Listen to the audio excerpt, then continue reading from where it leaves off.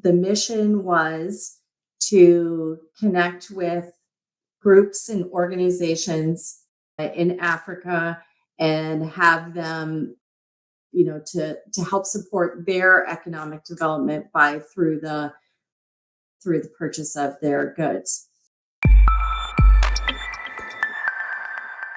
Hi, everyone, and welcome back to Journey to Impact, where we talk to entrepreneurs and organizations who are making an impact, whether that be small or large, in the community and the world. And today, our guest is Rosie Walker. She is president of Mediately, and we're going to talk to her about her journey and the impact it has on the landscape that Mediately impacts. So, Rosie, thank you so much for coming today and talking with me. Thank you, Janet. Thank you for inviting me. Rosie and I have worked together in multiple projects, Mhm. and I really enjoy working with her, and we have become friends. And so I asked her to be on here, and I'm really appreciative that she agreed to do this. So, first, Rosie, let's talk about what has been your journey to Mediately. We'll talk about what Mediately does in a minute, but I want to kind of hear Mhm. about your personal journey and how it may or may not have stayed on the pathway you intended. Well, spoiler alert, it definitely was not the path that I could have thought of or mapped out. I'll just say, kind of coming out of college. As I was starting my professional career. After college, I went into marketing, but on the publishing side of the world. So I worked in marketing for advertising sales, publishing, and pretty cool job because I worked for Wenner Media, which was Rolling Stone magazine, Us magazine. While I was there, we launched Vince Journal, and this is all pre-internet world time frame. And it was super fun. New York City, learned a ton. Worked there for a couple years, and then went to go work for the New York Times Magazine group, which was a whole group of multiple magazines. And similar, very like research focused and research how you could use research to market to advertisers and reach consumers with the advertiser's message that way. I Got it. was really not ready to say, this is my professional career and this is what I'm doing, and working 9 to 5 or really working 8 to 7. And I just thought at that time in my life, there's got to be something else I should be Right. doing. Even Right. though I had like dream jobs, I was like, so I decided to take a major turn to the left or the right, and I joined the Peace Corps. So Wow. I went for 2.5 years to Mali in West Africa, and I was an agriculture volunteer and lived in a village of about 250 people in a mud hut. And while I was an agriculture volunteer, meaning that I was supposed to help with, improving their practices in terms of crops. These were all sustainable farmers that I lived among. Really, what I didn't know anything about that. What I ended up doing was actually utilizing marketing practices and organizational ideas to bring together women's co-ops and gardening co-ops, and how they could kind of bring their produce to market at certain times, and very much focused on the gardening aspect as well as like the go to market principles there. And so anyway, so that was a big left turn, number one. Hey, I want to. So you said Malawi, right? No, Molly, MAL, Mali. Okay. So, because Molly. I have a friend that did Peace Corps work in Malawi, and I was like, Oh, "There's no way it's the same." yeah, yeah. Okay, No, that would be okay. the actually the director of Peace Corps now or I don't know what her title is, head of Peace Corps, though. I think she was a Peace Corps volunteer in Malawi. Wow, that's Yeah, incredible. I definitely will have put an overview of the map to so we could see where this was. So you, yeah. just to recap quickly, you had a dream job, making good money, doing Mhm, the thing, New mhm. York City, Yep. and you went, "Eh, I need something Mhm. more." Yeah, 100%, I 100%. hear that, and that's why I love you. Okay, so now we've done the Peace Corps. What comes next? Uh, I had really an amazing experience in Mali. I felt like my life I had this clarity of you can live simply and community is really a priority and just really a huge amount of gratitude for all the blessings that we have living in the United States. So I went home and I traveled a little bit afterwards, and then I went home and to Connecticut, where my parents had a house that I hadn't been in since I was 17 years old. But I was lucky enough to have the support there, and uh, I went home and I thought, oh, maybe I'll go get a graduate degree. Maybe I should be a nurse. Maybe I should be in arts education. Arts therapy was something that was interesting to me.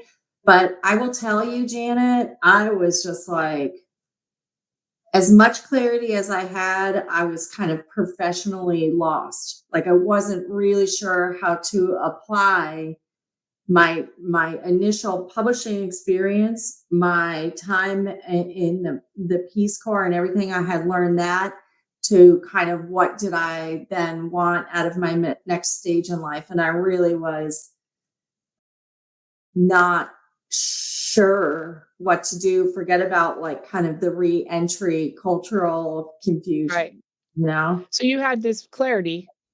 And I think Hmm. that's important to for everyone to note that you have to give yourself some space and you had that clarity moment, but then you didn't know what to do with it. Yeah. I mean, and the best thing about it was that I did have support within my family to just say, take a beat, take a beat. Wow, that's great. How did you figure out what the next step was? So I went to visit one of my friends who I was friends with in the Peace Corps, this guy named Bush Hellsberg. And he was living out in Aspen, Colorado. And, this was not long after I had come back. And he said, why don't you come out and spend a few days and such. So I did, and we were just kind of hiking and talking about our time in Mali and what we wanted to do next and things like that.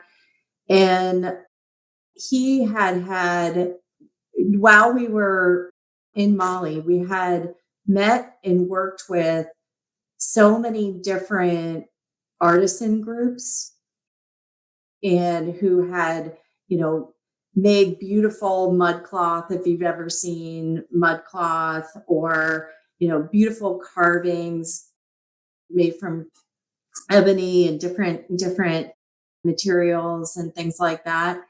And so we came up with the idea, wouldn't it be cool to re-engage some of the people that we knew when we were living there and some of the groups that we knew that when we were living there to take their skills and their trade and use their traditional materials and traditional methods, but then we would design things and make things for the American household, right? So, Wow. Yeah. and that we could support economic development in Africa because it did expand, but in Africa through purchasing, through employing them, or purchasing their work.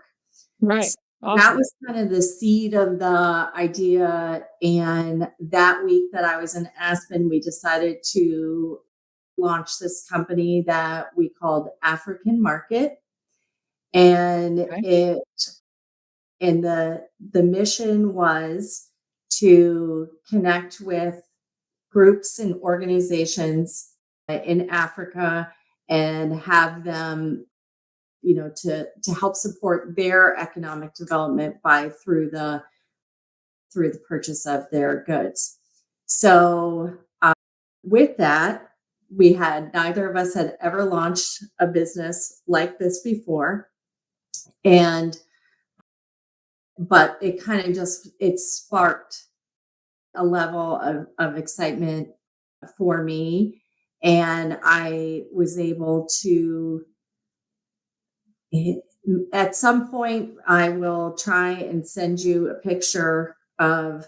I actually just drew what I thought the catalog. So I had in my head, I've always loved catalogs. So I had Okay. this is going to be a catalog of products, and it's really going to showcase the beauty, but also the culture and the people who make all of these items. Wow, that sounds like the precursor to like the REI catalogs and all the ones that show these stories. So you were way ahead of the game. Yeah, except for who was an inspiration was Jay Peterman. Do you remember Jay Peterman had catalogs? Like then Seinfeld made Jay Peterman famous, but there's always like a story behind Yeah. the every piece.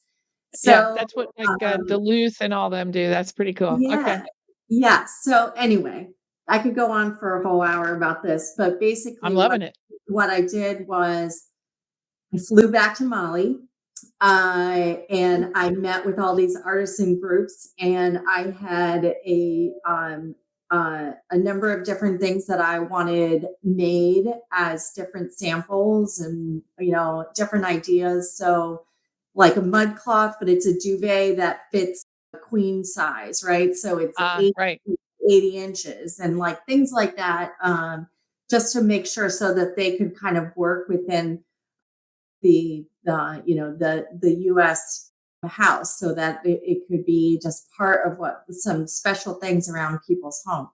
So and I met with people that I had worked with, a very close friend of mine that I knew when I was there. I hired him to be my kind of on the ground person there, that then coordinated all of the artisans and all of the co-ops that we worked with. I then actually went to Morocco, where I had spent some time as well. And I knew a woman there who I had met through this organization called Aid to Artisans, who kind of connected importers with people on the ground. And then I went to Kenya, and like in college, I did a study abroad in Kenya. So I went to Kenya and I was kind of like, all right, I'm kind of familiar a little bit with this place. I reconnected with my host family there, and I Wow. found artisans in Kenya too who then contributed to our overall inventory. So designed a catalog, um, um, I had it all photographed, bought lists, marketed it, set the price, set up all the software in terms of inventory software and taking the orders. And so, but I did this all from the basement of my parents' house. And Wow. and they were like, I would hardly leave because I was also the person like answering the phone, but my mom was my backup and my best friend was the UPS man who came at the end of the day, and it slowly built. But the other thing is the connections that I had made when I worked at Rolling Stone were all the guys who, and they were all guys, they that helped me work the software to lay out the catalog, right? Help me choose the right printer to get to make sure that it was printed in the right way. Actually, drum scan all of the images that, because again, this was like in like 1996. Okay.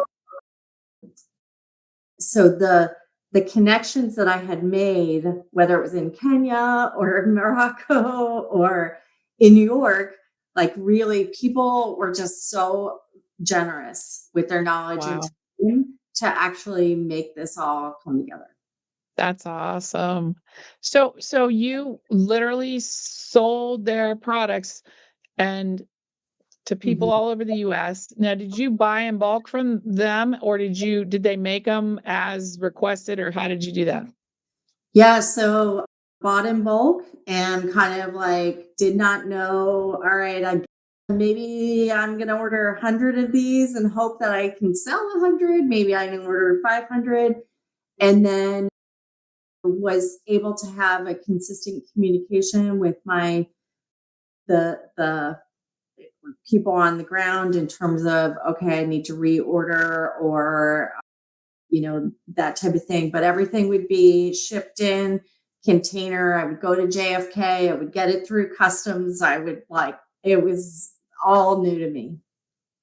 That's that's an incredible lot of work. So you got all this going and then what was the impact on the people back in the countries that you were producing these goods?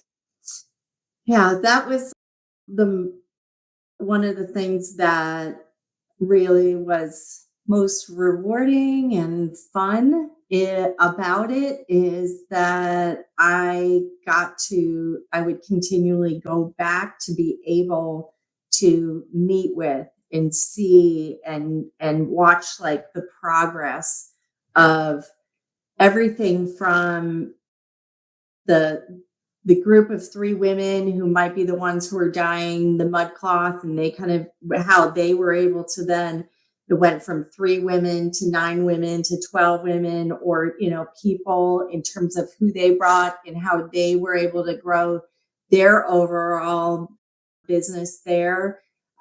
Every then things like quality control, like how would they think of like making sure it was a catalog. So that was something that was also a really different concept that I hadn't thought about ahead of time, is that people wanted things to look like they looked exactly. And, this group in Mali, as an example, we're like, why would you want 100 of exactly the same thing? Right, Like, right, they're it's like, handmade, don't you want right? So they wow, would, but then I was like, no, like, here's how. And then through the catalog too, was able to tell stories, but also how the money in the business, right, it impacted the lives, whether it was just able to send their kids to not work in the fields, right, but send their right. kids to school or just kind of access to kind of those basic things in life, as well as, hey, I need not be the only one, right?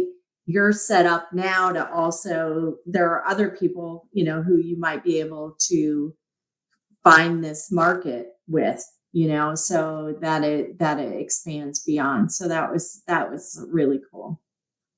That's crazy. So how long did you run this business and did you sell it? What happened to it? Yeah, so we started in let's see, like 1996, and for for 6 years, 5 or 6 Wow. years, and during that time, we so many things happened in terms of just overall growth and development in terms of the overall products, and then also bringing it into a digital catalog and a store online. And the first launch was actually a Yahoo store because Yahoo Nice. the Yeah, template of course. for and that was pretty exciting. So I bet. that was cool because it was like there was a little bit of a model in terms of some people were doing it and trying to understand like how do you do it, how do people buy through the internet and e-commerce and everything. So through that process we actually there was a, a like a portal called blackvoices.com, which had it was owned by the Chicago Tribune. Okay. And they wanted to have an e-commerce arm. So they approached us about kind of buying and taking over African market. And so at that time, I had met my now husband and I wanted to travel a little less than I had been, wanted to work like not 17 hours a day. And so it was kind of like, okay. And it seemed like the right time. They made an agreement that they would keep up the sources and things like that. It wasn't, it was a little bit more of a gentleman's agreement that wasn't upheld, unfortunately. Mm. Sorry. And but I moved on and I went into a company called onenest.com actually approached me and asked me to work for them. And they were kind of a precursor to Etsy, right? They were like Oh, a an artisan um, network where people could sell their handmade goods. So that was actually super fun. That was a VC backed. It was .com time, where now I was living in New York. I was back in New York because that's where my husband lived. And so I worked with One Nest. And the part that I loved about that the most was actually it was like invention. The internet was young and yeah. user experience. It like everything was just new, So that was working with developers on the website. It was all web based, right? So, but it still had that connection to artisans internationally, right? It was it was started by two people who were friends, childhood friends from Bangladesh. And Okay. so that was really cool. Amazing. Well, Um, so y- s- y- I like how you showed that, even though you weren't sure where things were going to end up, all these experiences you had from college on served you in this business endeavor that you ended up in. And I think you agree that it went better and probably faster because you had those connections and experiences. So when young people get antsy about making $1 million in their new business the month after they graduate college, they have to understand that there needs to be sometimes some experience building, a season of learning and mentoring prior to launching some of these endeavors. yeah, I mean, I would agree with that. It definitely is a journey that things build on each other, and you might have one really strong skill, like maybe you are a developer and you can kind of do that right out of college, like on your own. But there's probably other things that you need to learn, or you need to develop that community of people Right. who you complement one another, and then you're able to more effectively move things forward. Yeah. Yep. I love that. There, don't mean to interrupt, but could you do me a big favor and rate and review, follow, or subscribe, depending upon the platform you are listening to or watching this podcast on? It really helps us out so that we can continue to create great impact for you as well as other people. We want to magnify your impact with this podcast. So let me know if you want to be on the podcast. If you have a great story, get in touch with us and we'll see if we can have you on. Back to the podcast. How did you end up at Mediately, and what does Mediately I do? know. Yeah. How did that? I don't. I. There's like a whole bridge that's out here. There's a bridge. So in the abbreviated version is .com world blows up, lose my job. And then that really is really rocks your world. I'll tell you that when you get laid off. That's something I Right. feel is one of those core things that almost like is very hard to ever. I don't know if you've ever gotten laid off, but it's not fun. And it Not often particularly feels laid off, not, but like, not fair. yeah, You know? But yeah. then, I've had the experience of, I don't know if we necessarily need what you're serving up anymore. So oh, okay, yeah. Well, there's that too, I guess. But anyway, so when that happened and I wasn't alone, which I guess was no. kind of misery loves company in that way.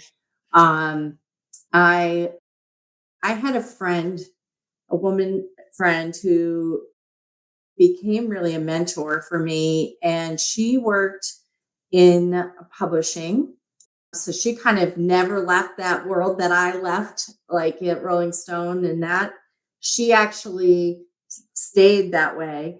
And so we were talking, I was like, I don't know what I'm gonna do, whatever. And she said, she was like, you should be a marketing director over here at she worked at National Geographic. Oh, And little so I was little like, publication.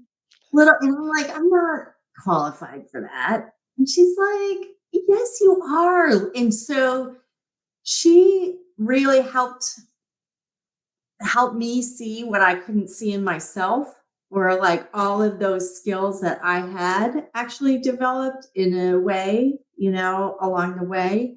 So I'm forever grateful because she really was so instrumental in then. So I went for this job, National Geographic Traveler, to be their marketing director. I got hired, I stayed there.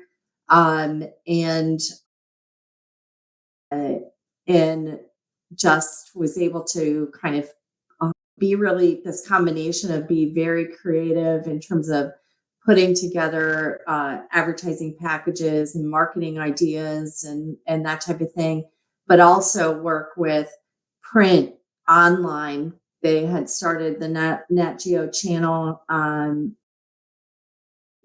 with a joint venture with Fox. There was like experiential stuff in not only in DC, but actually they have people all around the world. So it Mhm. just really tapped into like my travel bug, my all of these things. And then I also had both of my sons when I worked there. So that was to be like a working mom with a pretty demanding job was really kind of it was a lot, but a lot in also a good way. I Mhm. lived there and did a similar job, but a little bit bigger at Smithsonian Media, and they had a similar kind of all the museums in DC as well as around the country. They have affiliate museums, and then the magazine, Smithsonian Magazine, was large. They had a television venture with Showtime and as well as online. So that was also like I loved this kind of multimedia type of thing. And that was amazing. And like just so as important it was to have this friend mentor and my friend Joyce who helped me get into Nat Geo. I also had wonderful boss at Smithsonian until I didn't, and I had a different boss come in.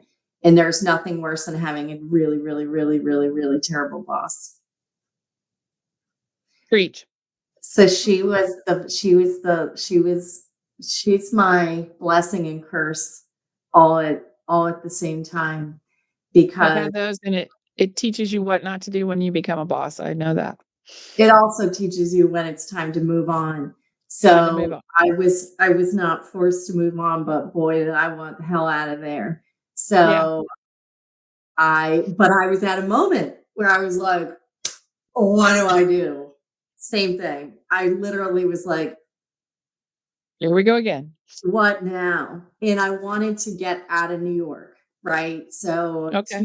two small kids, I was commuting, it was a lot.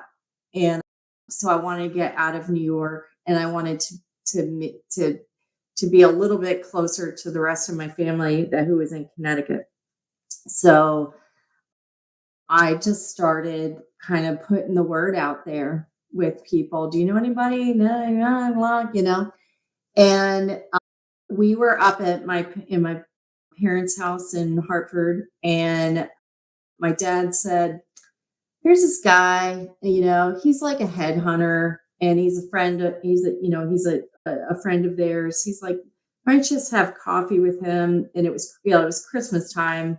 So this guy Larry Brown said, "Yeah, come in." So I came in. He's like, "What do you do?" And I tried to explain all that I kind of went through. And he's like, "I have no idea what you're talking about, because we like recruit for like lawyers, but Oh, I know one guy who does stuff with the internet, and it sounds like you should meet him.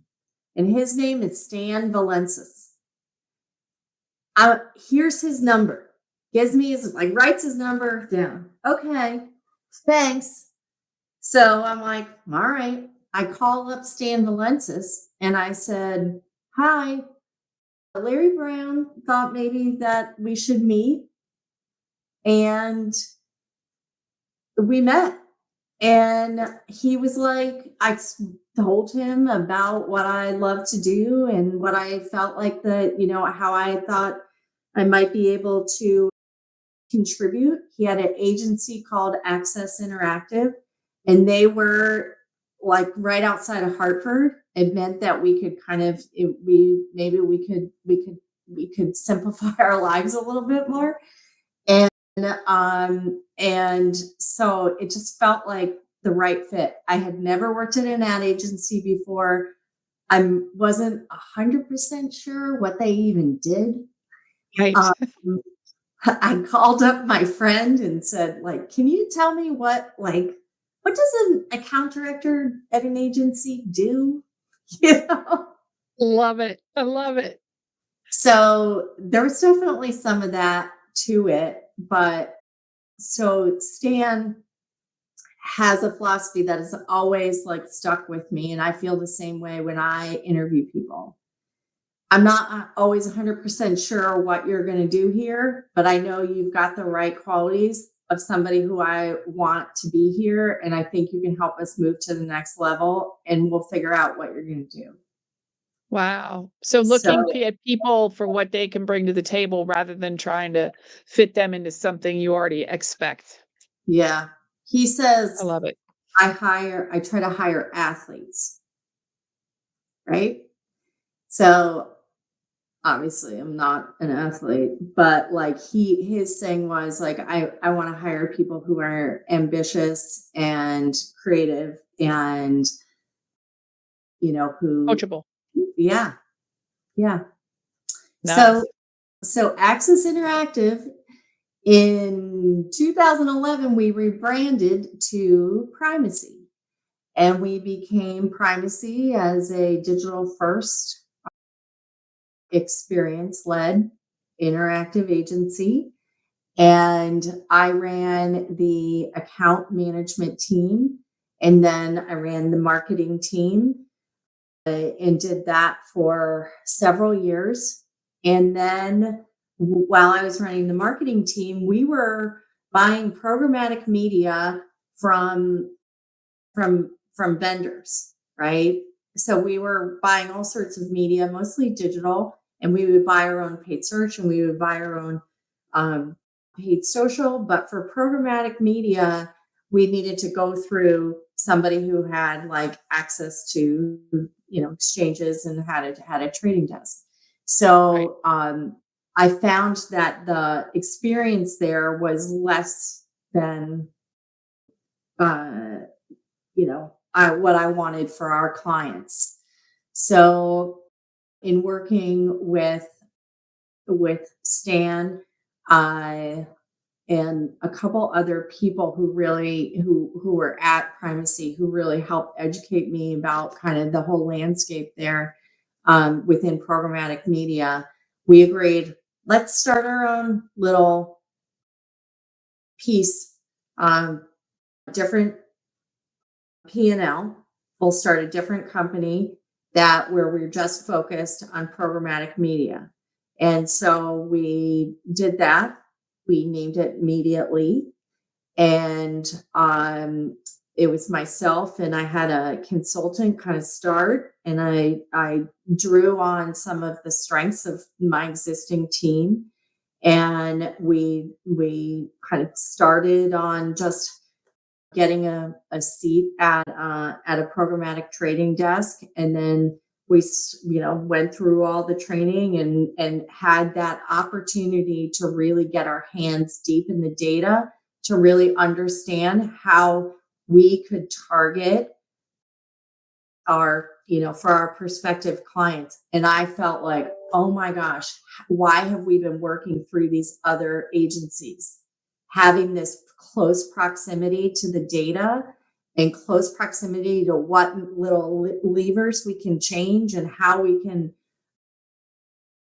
can target and retarget and segment and then learn and then get data back to see what is going on just was thrilling. So again, it felt like, oh, this is like how I got so excited about when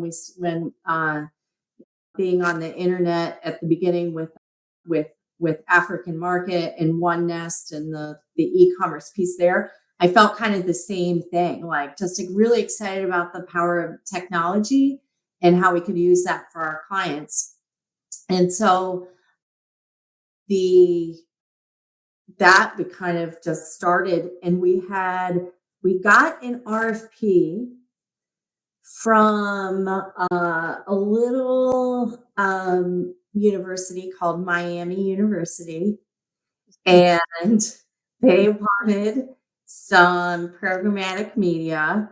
And by this time, I had my closest colleague, Andrew Perry, and the two of us, and we were working immediately.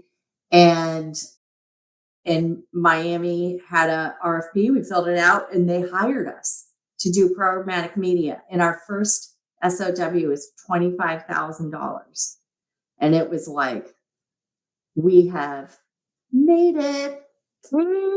So we started working with Miami, and there was a new person who was on the account, like that we were connected to, which was Janet Hearn. And and after working together and just really feeling like we were kind of one team, that was like actually a big moment for us because it was kind of like we were still working buying programmatic media for a lot of the Primacy clients, but this was our first true client that was just for that immediately, and it felt. I didn't know that, really. I didn't I know that. don't think I've ever told you that because you probably are like, how did we I pick you know first? I know quality when I see it. Oh, well, you said to me at some point that it felt like we cared as much about your business as you did. Yep. And that was exactly what Andrew and I felt like that's exactly how we want to work, and that's what we want our clients to feel Mhm. because you're in like they're that part of your business like a lot in, this takes time. You're in it. And so that was just like, that's what we kind of built. And then you said, well, this is great with programmatic, but would you guys also run our paid social and paid search? And it was like, yeah, we can do that. So, and we did have a bigger team of people that could do that. So we expanded from there.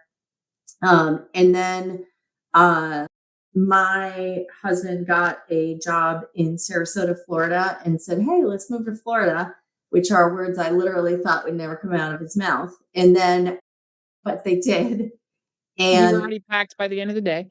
and so I said to Stan, "Hey, Joe's gonna, we're gonna move, and I would like to kind of stay with kind of primacy immediately, but I want to be mindful of what you need." And he said, "How about this?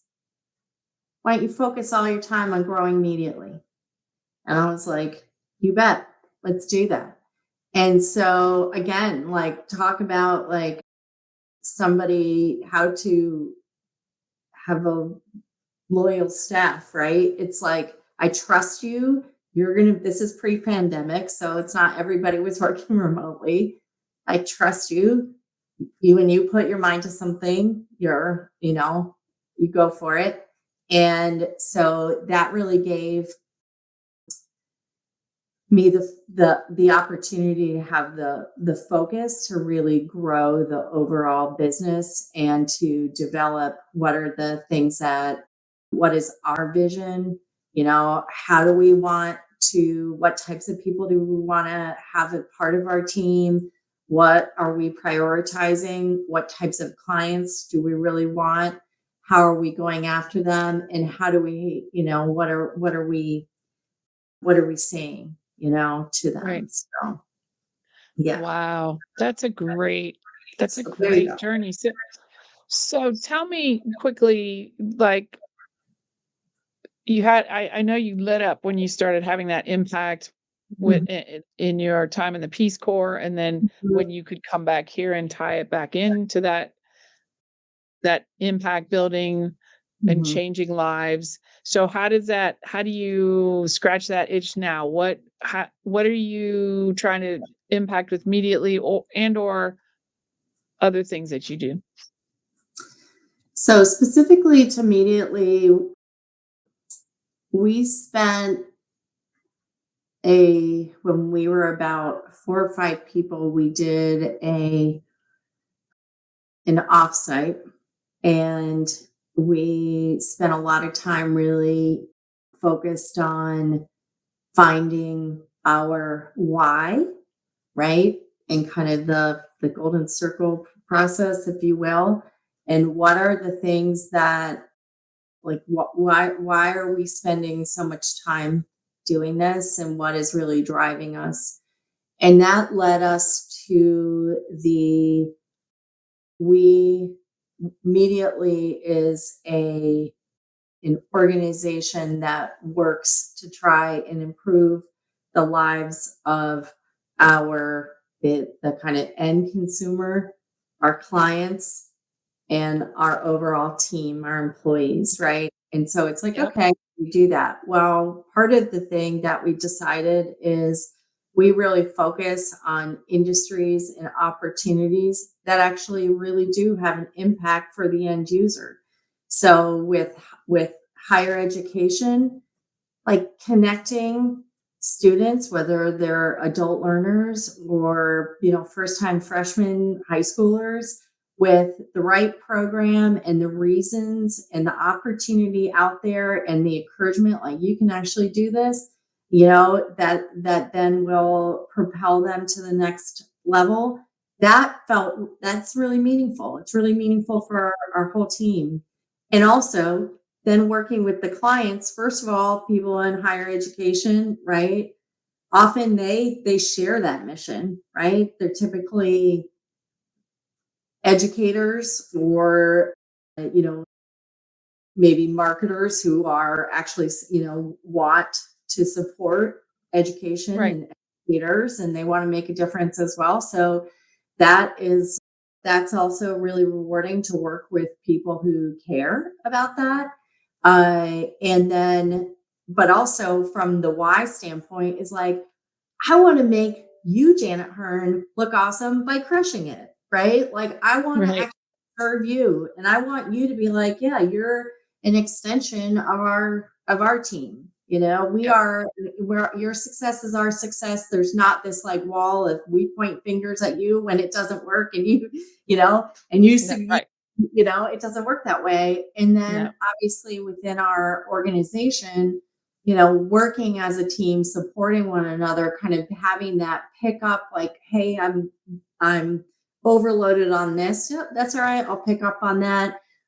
There's definitely a roll up your sleeves uh, environment that we've been able to foster, that we can, you know, we can work as an overall team. So higher ed, and then we also work in healthcare quite a bit, and so there's a lot of parallels there too. It's like, you know what we do is, how do we best serve that consumer and help them find what they need to get the help they need for themselves or their family or loved one.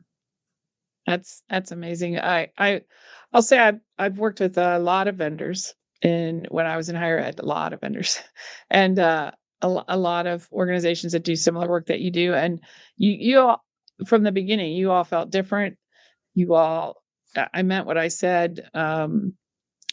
I felt like it was more of a team and partnership in that Mm. um, we were in it together, and you cared just as much. You know, you would come to me and say, "Well, I don't think this is working. What I think we need to do something," rather than just let it churn and Mm. you know, go off the road into a tree. We didn't need that. So I always thought it felt differently. So I appreciate that. And now I you've connected a lot of dots for me as to why it felt different, because you focus on the end user, you focus on the two endpoints. So in this business you have now, the patient or the student looking for the best fit for their healthcare need or their education need connection. And that comes from you looking for, hey, you make a beautiful product and a product that people could appreciate in Africa. How can we Mm. connect you with the end user in the United States who appreciates this beautiful art and could benefit from it, mutual benefit. I just think you're just a big dot connector from Oh, wow. I appreciate you making that connection. I don't know that I had done that until this I conversation. yeah, it just seems like you're always bringing these groups that may never find each other otherwise, and you help Mm. bring them together. So Yeah, yeah, I yeah. love that. How can people find out more about Mediately, find out more about you? Do you website, and we'll put it up and we'll put it in the show Mhm. notes and the description. Either your website, social media, things like that. Yeah, absolutely. So, mediate.ly, immediately, is our website. So definitely go there. And then from social media, we're most active on LinkedIn.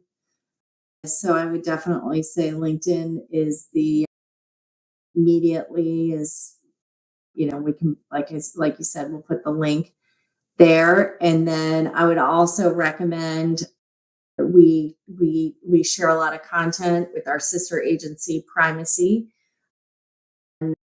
on LinkedIn, as well as we kind of have our umbrella agency of Digital United. So, and we have another sister agency called Zen Source, and then, so there's within the three kind of world of Immediately, Primacy, and Zen Source, we've got a lot of kind of cool thought leader content that we would love people to contribute to. Excellent. Well, we'll put all those links up there. Again, Rosie, thank you so much for agreeing to be on the podcast today. I learned a ton, and it just goes to show you just keep moving forward, right? So I No, keep appreciate moving that. forward. And when you don't know what to do, I don't know, just, you know, but Just be quiet and listen. And I just talked to another person recently who said it was in their quiet moments or their kind of lost moments that really all the good stuff comes. So Mhm. just be Absolutely. Wow. willing to sit there in that. So thank you everybody for listening, and make sure and check out Immediately and their sister agencies, and rate, follow, and um, keep up with this podcast and our YouTube channel. You can find it on other podcast systems as well. And we really appreciate you supporting us. And remember, without impact, it doesn't matter. Take care. Thank you, Janet.